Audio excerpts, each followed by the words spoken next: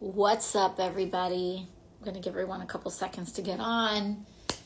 Per usual, we're back. Hey, everyone. What's up? How's it going? Hey, everybody. We're back again. What a week. Hey, everyone. What's up? Can you all hear me? Is my audio all right? Hey, everyone. Someone said help. Yep. Hey, everybody. How's it going?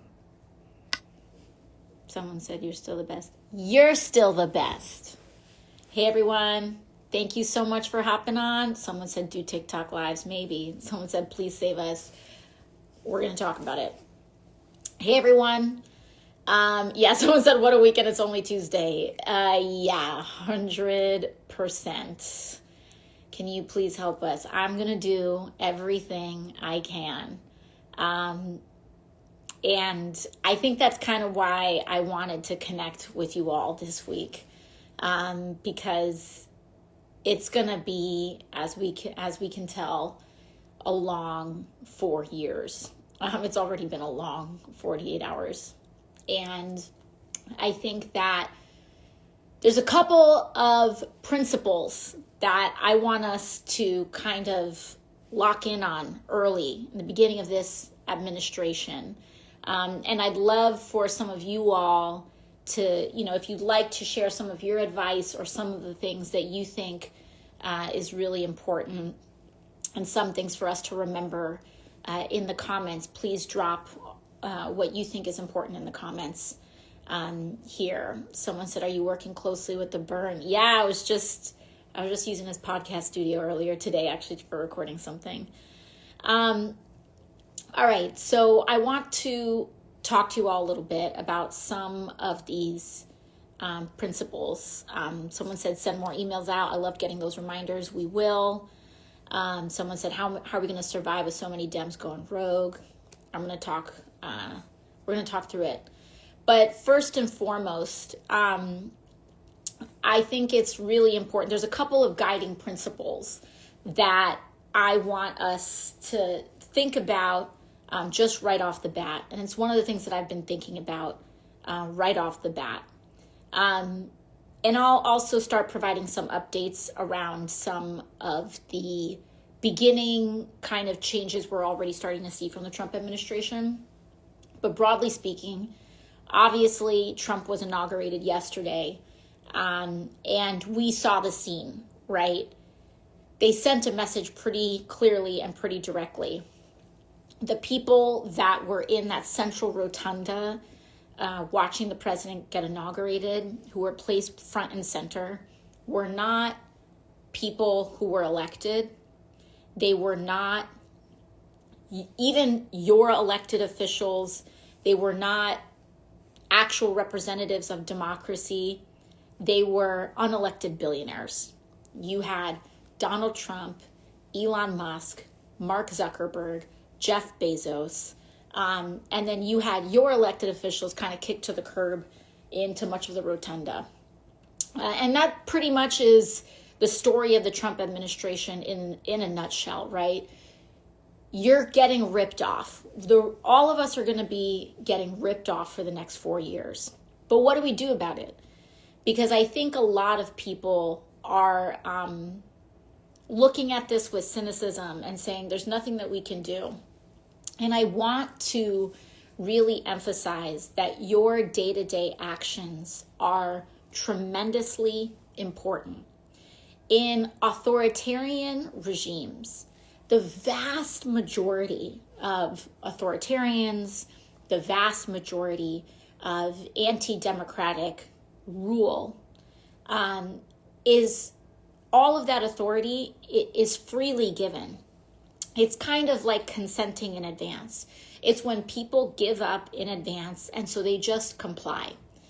And one of the most simple things that we can do is just not comply. Today, the Trump administration, and also last night, the Trump administration signed a bunch of illegal executive orders. For example, Donald Trump tried to sign an executive order to end birthright citizenship in this country, which is part of the Constitution. It is day one already trying to shred the foundational documents of American society and try to end birthright citizenship, which basically, as we know, if you are born in the United States, you are a United States citizen. That remains, that is the law, that is the Constitution. And he just tried to sign a piece of paper trying to say no. We don't have to listen to him. It's illegal. We don't have to treat this seriously. It's a joke. And that's not to say that what they're trying to do isn't serious. It is serious. But we should not consent in advance. Another thing, for example, is that they have begun to launch ICE raids in cities across the country.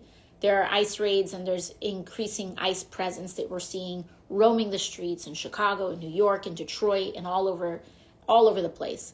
But at the end of the day, if an ICE agent walks up into your workplace and they demand to know where somebody is, you can ask them for a warrant. This is the United States of America. And I don't care what Elon Musk is doing behind a presidential seal. In this country, we hate Nazis. Kind of like a foundational defining thing. Two of probably the most foundational defining things about American history is that we beat the Confederates and we beat the Nazis. And I don't know what side people may be on today, but I still am not rocking with anyone sympathetic to Nazis. And I will do that until I am 6 feet in the ground. Like, kind of foundational to me as a human being. And so if you're cool and want to defend the Sig Heils and the Nazi salutes, all the whatever you want to do, that's on you. I'm on the opposite side of that. I'm not with the Nazis. How about that? But it's very important for us to assert these things, because in times like now, what people want is for all of us to just give up. They want all of us to just give up and say, America's gone to hell in a handbasket and we're done. And just let them do what they're going to do. No. If there are no good people left in the world, I want to be the last one. And that's the ethos every single one of us can take. Like, if you are a hardworking, innocent person, I have got your back. Like, if you are just trying to make it in this world, I've got your back. Like, if you're not trying to hurt anybody, I got your back.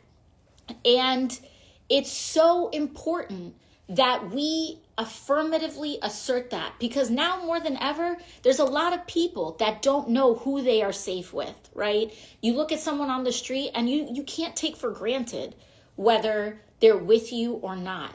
And so when we assert ourselves, when we share information, when we let people know, and when we speak up, and we signal to other people that there are people in this world who have not given up. And there are times when we are not in positions of greater power. And sometimes what we are able to do is very limited. But even in times when our hands are tied, one of the most enormously powerful things that we can do is keep the light on, keep the candle on. And I think it's so important that we do that. Don't let these people's bullshit get you down. You're going to do a Sig Heil, you're going to do a Hail Hitler, or their rebrand a Roman salute from behind the presidential seal of the United States of America, it's on. It's on. And what is so important for us to understand is that as long as we don't give up, it's not over. It's not over. It is not over. Libs of TikTok started crying because I said over the weekend that Donald Trump is a rapist, and they went on Twitter and they went, oh, boo hoo hoo. And I said, basically, F you, cry more. I don't give a shit. Like, you want to support a rapist? That's on you. That's on you. But I don't. And they wanted to call in all of these threats into my office and all this other stuff. I don't give a damn. I don't give a damn. I don't give a damn. And we're going to keep standing with trans people. We're going to keep standing with the LGBT community. We're going to keep standing for the working class. We're going to keep fighting for a minimum wage. We're going to keep fighting to guarantee health care. And they are just relying on us giving up. They're relying on us giving up. Hell no. Hell no. They can do what they want. You know, they do have power. They have the White House, they have the Senate, and they have the House of Representatives. But we have our voice. We have the streets. We will not be afraid because that's what they want. They want us to be afraid. They want us to bow out. They want us to do these things. And we're not going to do that. What we are going to do is this. What we're going to do is this. They are back a second time. They are back stronger, and they are back smarter. But guess what? We are back smarter too. We can be smarter too. I see Attorney Martinez just joined. Shout out to her work. I haven't talked to you before, but I love what you're doing know your rights information out here. If you check out my official handle at Rep AOC, we should be posting Know Your Rights graphics, whether it's my Know Your Rights graphics, we have it in English and in Spanish, or any others from a verifiable organization. Share them, print them out, post them up in your workplace. But if you're a small business owner that stands with the immigrant community, put that stuff in your window. When ICE knocks on your door, say, show me a warrant. I am not complying with anything until you show me a warrant. That's what it is.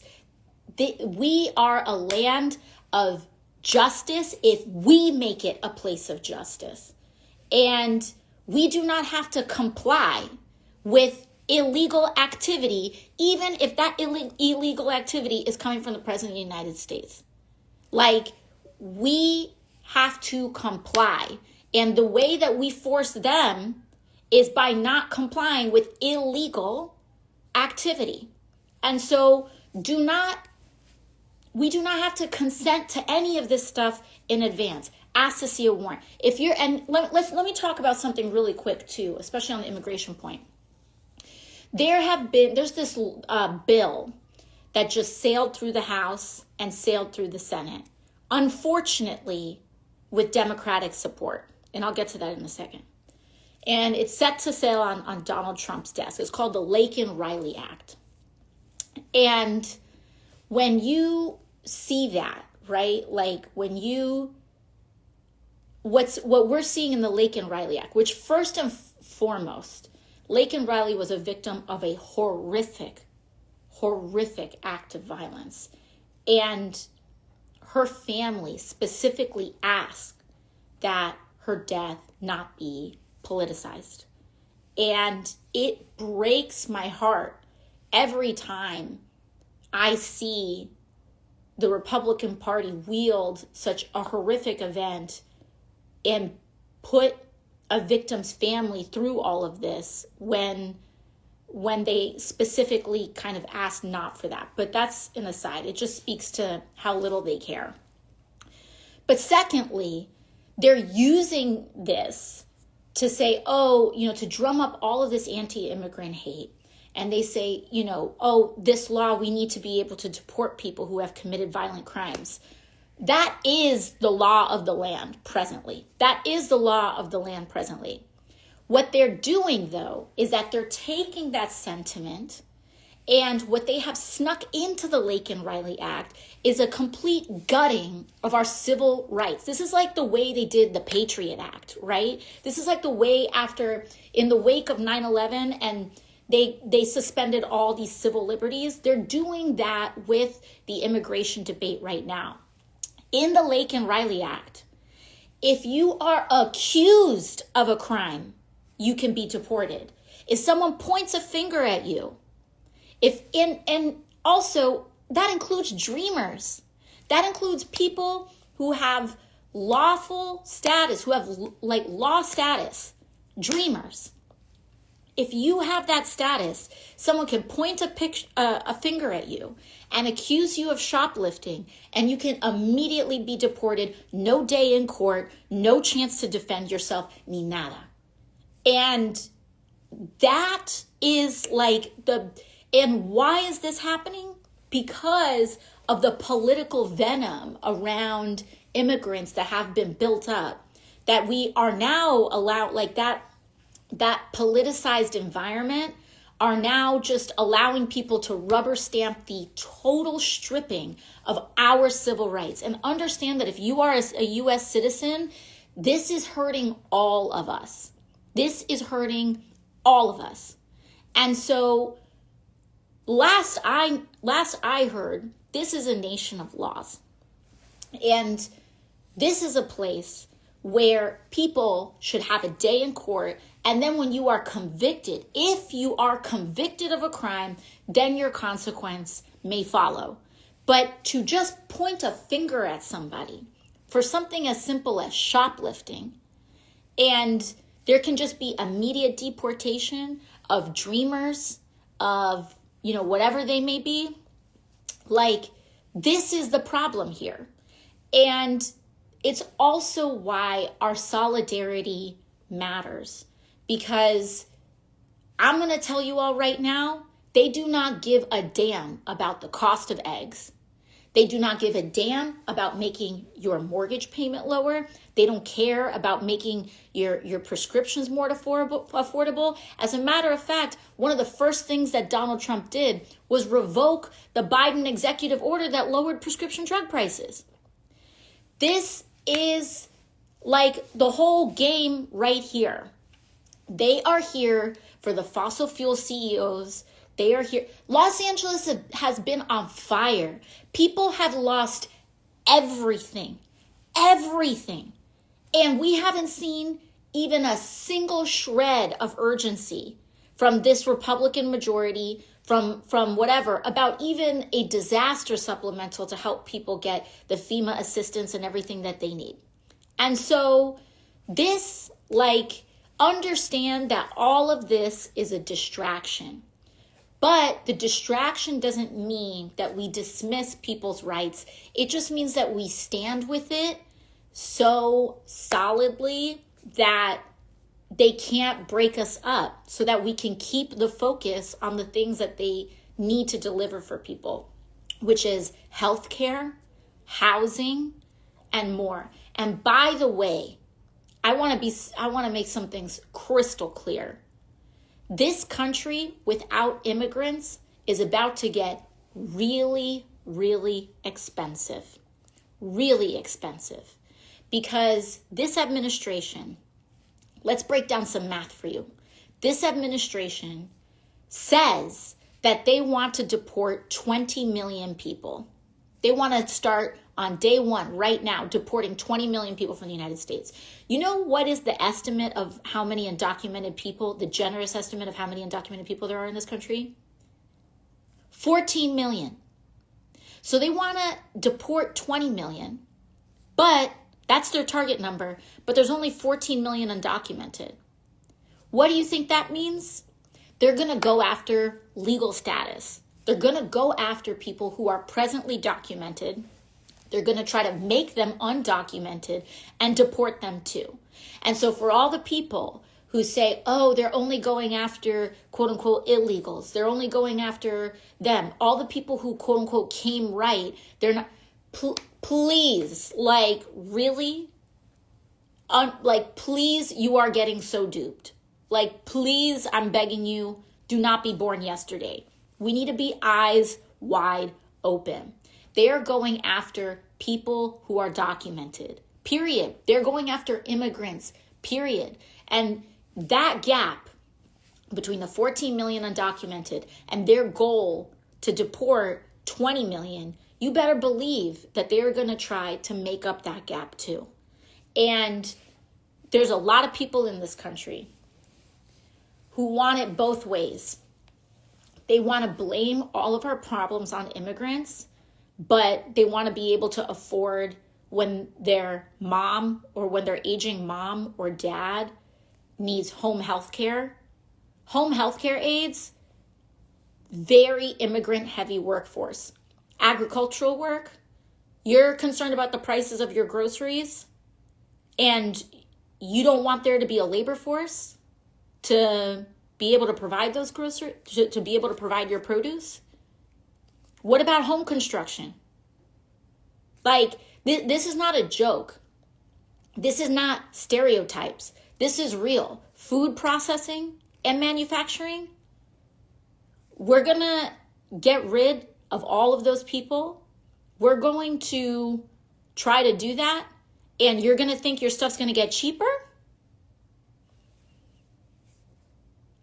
In fact, economic studies show that one of the largest reasons why the U.S.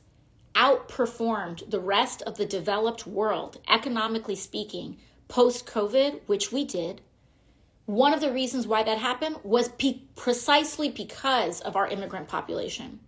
It was precisely because of the U.S. accepting immigrants and the labor that they provide that we were actually able to economically outperform the rest of the Western developed world in the challenges post-COVID. Immigrants pay more in taxes than a lot of billionaire-owned companies do. In fact, they are responsible for trillions of dollars. Our immigration policies and our immigrant population is responsible for trillions of dollars of growth and also revenue assets, taxes in the U.S. economy. Because yes, undocumented people pay a lot of taxes. They pay a lot of taxes. So for a lot of people who are blaming immigrants and looking at immigrants and all of this other stuff, know that you're sending your kid to school that's paid for by immigrants. Know that your Social Security is paid for by immigrants. Know that your parents can be able to retire and that large portions of our social safety net are funded also by immigrants because they pay taxes into this system that they don't even qualify for. They don't even get the services from. Medicare, hello. Medicaid, hello. So for all of this rhetoric about how immigrants take, and that they're terrible and they're all this and that, understand that it's a key part of what has made America, what has actually made America great economically. And that's before we even get to culturally and all that other stuff. And so I know that I'm not in the popular camp right now, right? It is not popular to stand with immigrants right now. The Democratic Party is hemorrhaging on this issue, and it breaks my heart. It breaks my heart to see so many people voting to gut civil liberties in the United States. But I also understand why. Because Fox News and all this other stuff has pent people up so much. And the way that we need to do that slowly is dismantling it with facts. With dismantling it with facts. Because frankly, unless you're a descendant of slaves, or if you're indigenous, or a descendant of indigenous people, like we are in this. We are all descendants of immigrants. And Them's just the facts. And there's all these people that talk about coming here the right way, coming here the right way. The Trump administration shut down the CBP1 app. They shut down the doors for people trying to, quote unquote, come here the right way. And so the whole reason we have a border, one of the big reasons we have a border, quote unquote, border problem is because we shut all the doors. And so when you shut all the doors, when you don't create a path to citizenship, when you make it impossible to be documented, people are going to be undocumented.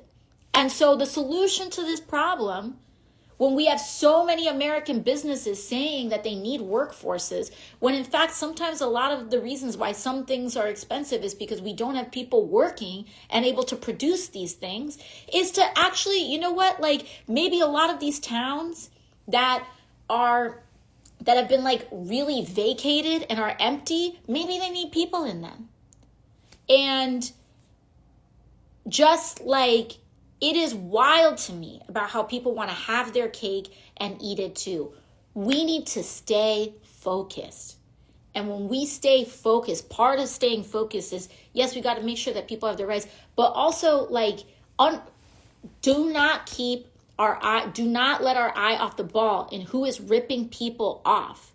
Like this tech industry is completely in bed with Trump for economic purposes. And the rich are getting richer and they're going to cut Medicaid. They want to cut Medicare. Like the documents are out. Republicans had a big memo on how they want to raise their revenues and pay for things that got leaked. And I was reading through it today. They straight up, they want to cut Medicare. They want to cut Medicaid. You know what else was in there for some of you folks that are homeowners? Cutting the home mortgage interest deduction, like Social Security, like it's all on the table. And they are hoping that everyone just is so consumed with this immigration stuff or the trans stuff or whatever social panic that they want to generate that you're not going to notice that they're all ripping you off. And every day for the next 4 years, if I have to get on here and say, this is how they're ripping us off today, this is how they're ripping us off tomorrow, but also here's how we fight back, then I will. I did not want to be in this position. I think a lot of us did not want to be in this position. And a lot of us worked very, very, very hard to try to not be in this position. But the other thing to remember is that while these people say that they won with a mandate, no, they didn't. Half of this country thinks this is BS. Half of this country thinks that this is BS. Like, actually look up the number by which Trump won by. They're acting like this thing was a landslide. They're acting like they actually won a majority of Latinos and Black people and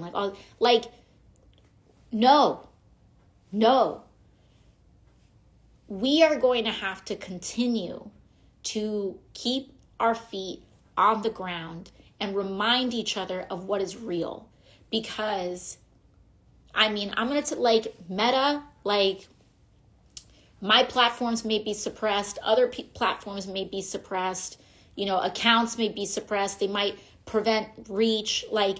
Do not underestimate what these billionaires, tech billionaires and CEOs are willing to do and what they're willing to suppress in order to placate Trump, including media outlets as well. Elon did this whole Nazi salute, and if you looked at mass media, didn't really talk about it. And if you look at, so understand that we will sustain one another. We will sustain one another. And it is important that we continue to signal to one another what we believe, because if we get quiet and if we feel like we're just going to sit back, then everyone around us is going to think that everyone has given up. And I do not sense that energy. People may be a little quiet, but I think it's because people are reorganizing themselves, reorienting themselves. And we also, like I said, we are getting more sophisticated now too. We're going to conserve our energy and understand when a distraction is a distraction. And we're going to use our energy on the things that we believe matter and the things that we know are strategically important. Y'all, we have to stick together. We cannot turn on each other. We do not have the luxury of turning our backs on well-meaning people and on one another and on being in coalition and being in community with one another. And, this has been a hard time, but we have to be giving each other the right people grace. These people are saying give the people that are saying hail Hitler grace. Hell no.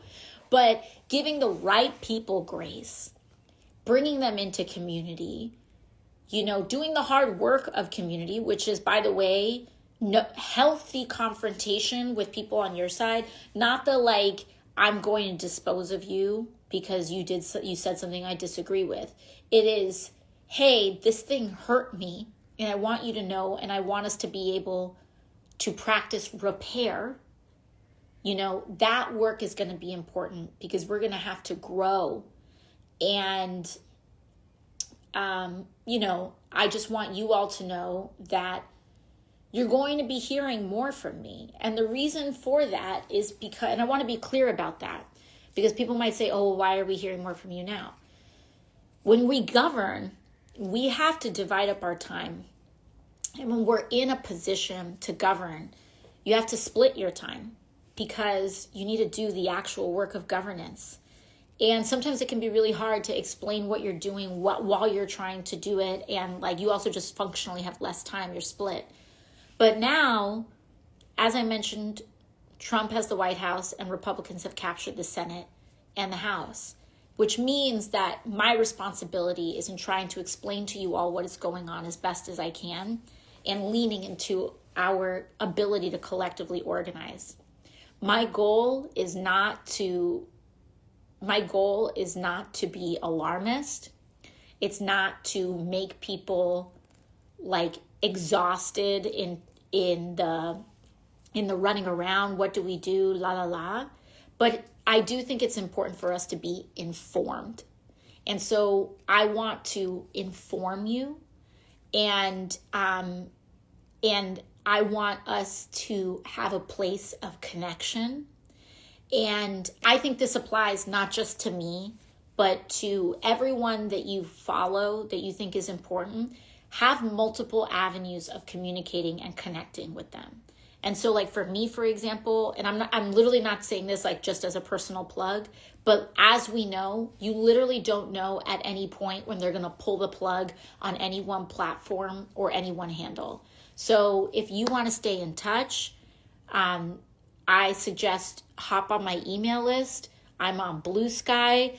Now is the time for all of us to be following each other on multiple different avenues. Email, other platforms, etc. Because as we just saw with TikTok, in an authoritarian regime, they're going to be, if they don't pull the plug on entire platforms, they may pull the plug on people. They may pull the plug on specific accounts. And so that's why it's important that we all develop that connective tissue as much as possible. But I'm here. I want you all to know that I'm here. Again, if you go to not this account here, the other account, @RepAOC, Know Your Rights, graphics are on there. ICE raids have begun. You do not have to answer without a warrant. You can have your right to an attorney. And the more we share this information, the better off we are. And you know what? Day one, Donald Trump is kissing Big Pharma's ass, and he's kissing Big Oil's ass. And, there should be political consequences for people who take stances against the working class. So here we are. And someone said, how do we get email? The links, if you go to my website, ocasio-cortez.com, you can sign up for the email newsletter there. All the links should be in my bio. And we'll be there with y'all.